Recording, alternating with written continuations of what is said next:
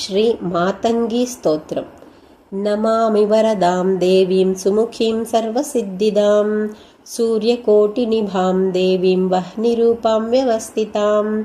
रक्तवस्त्रनितम्बां च रक्तमाल्योपशोभितां गुञ्जाहारस्तनाढ्यान्तां परञ्ज्योतिस्वरूपिणीं मारणं मोहनं वश्यं स्तम्भनाकर्षदायिनी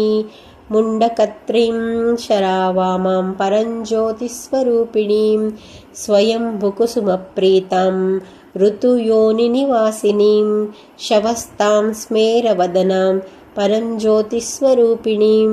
रजस्वला भवेन्नित्यं पूजेष्ठफलदायिनी मध्यप्रियं रतिमयीं परञ्ज्योतिस्वरूपिणीं शिवविष्णुविरञ्चीनां साध्यां बुद्धिप्रदायिनीं असाध्यं साधिनीं नित्यां परञ्ज्योतिस्वरूपिणीं रात्रौ पूजाबलियुतां गोमांसरुधिरप्रियां नानालङ्कारिणीं रौद्रीं पिशाचगणसेविताम् इत्यष्टकं पठेद्यस्तु ध्यानरूपां प्रसन्नदिः शिवरात्रौ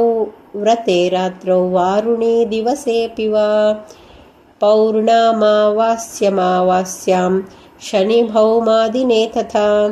सततं वा पठेद्यस्तु तस्य सिद्धिपदे पदे इति एकजटाकल्पलतिका शिवदीक्षायान्तर्गतं श्री मातंगी स्तोत्रम्।